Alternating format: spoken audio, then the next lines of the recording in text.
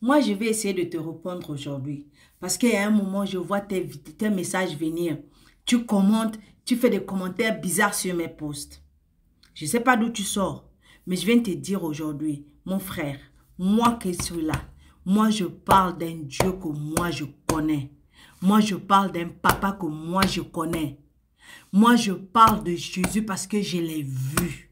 Parce que je le connais. Je ne parle pas d'un Jésus mystique. Je ne parle pas d'un Jésus que je ne connais pas, que je n'ai jamais vu. Moi, je parle d'un Jésus que j'ai vu pas une fois, pas deux fois, pas trois fois. Je l'ai vu plusieurs fois. Je peux te décrire de A à Z comment Jésus est. Je ne suis pas là en train de parler d'un Dieu que moi je ne connais pas. Je ne suis pas là en train de parler d'un Dieu que je ne maîtrise pas. Je ne suis pas là en train de parler d'un Dieu que j'ai entendu parler. Je parle d'un Dieu que moi je connais. Je parle d'un Dieu qui est mon Père. C'est mon papa.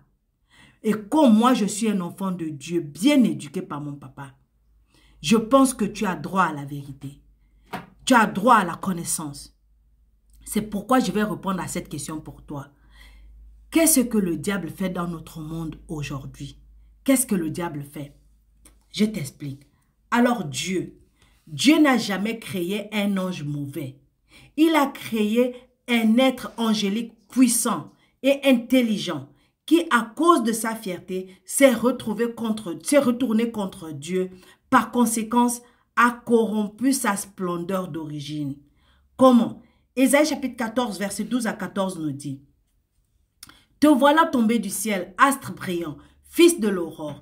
Tu es abattu à terre, toi le vainqueur des nations. Tu disais à ton cœur, je monterai au ciel et j'élèverai mon trône au-dessus des étoiles de Dieu. Je m'assiérai sur la montagne de l'assemblée, à l'extrémité des septentrions. Je monterai sur le sommet des nues. Je serai semblable au Très-Haut. Toi et moi, et toute l'humanité, faisons partie de la bataille entre Dieu et le diable. La stratégie de Lucifer ne consiste pas de se balader vêtu de vêtements sinistres et noirs, comme le chevalier noir dans le Seigneur des Anneaux, en jetant des malédictions sur nous. Avec sa splendeur, il cherche plutôt à nous détourner de la rédemption que Dieu avait promis au début du temps à travers Abraham par Moïse, puis accompli dans la mort et la résurrection de Jésus-Christ, comme la Bible le dit. Cela n'a rien d'étonnant. Satan lui-même ne se déguise-t-il pas en ange de lumière? Il n'est donc pas surprenant que ces agents aussi se déguisent en serviteurs de ce qui est juste. Mais ils auront la fin que méritent leurs œuvres.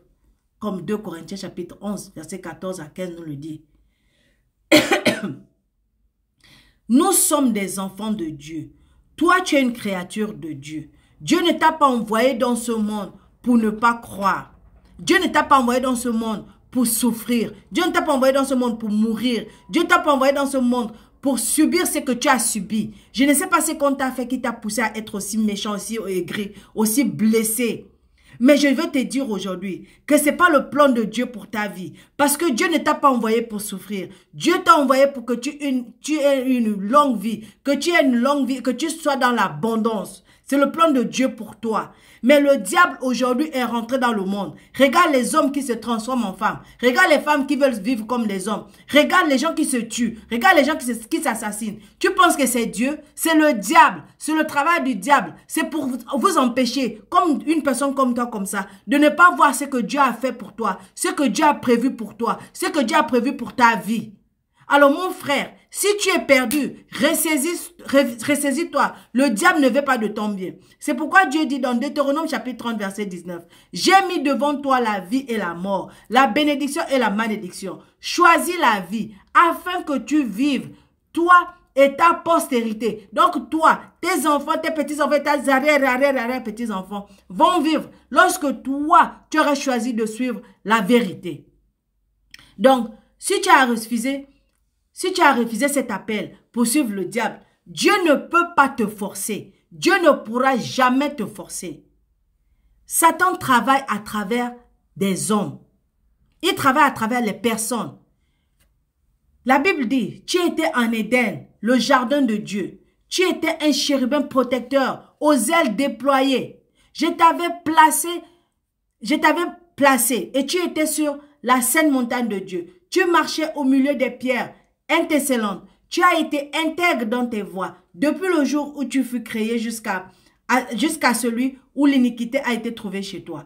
Alors tu as péché. Je t'ai mis au rang des profanes en te chassant de ma montagne.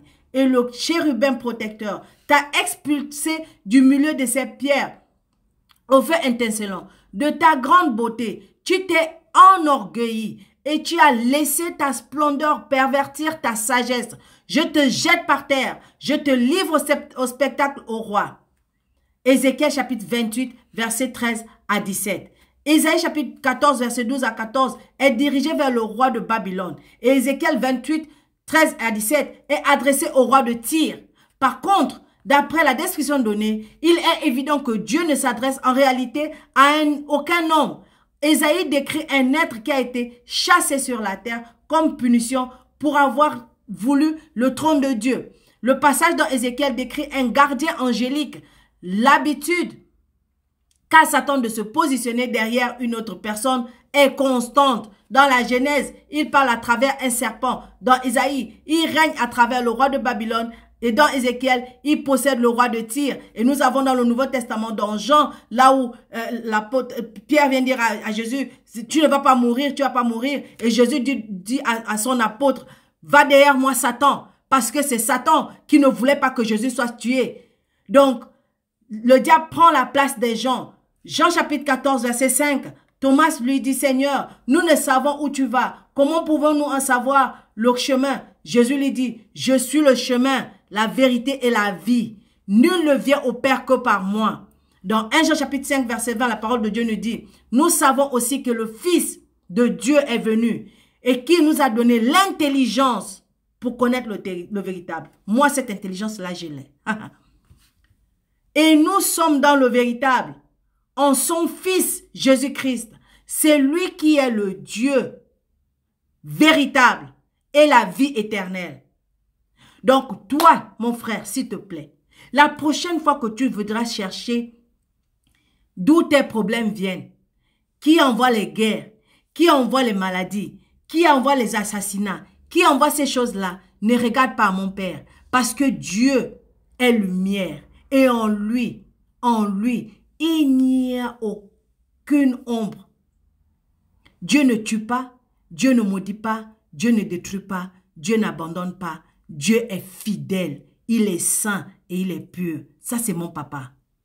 Donc, s'il te plaît, ne confonds pas les choses. Si tu sers le diable et tu te sens bien dedans, je te félicite et je te souhaite bon courage. Mais si tu sais, après cette vidéo, que tu t'es trompé, reviens à Dieu. Il t'attend. Il va te recevoir à bras ouverts. Et il va t'ouvrir les yeux et te montrer qui il est. Et te bénir. Crois-moi. Alors, abonne-toi si tu es béni. À plus.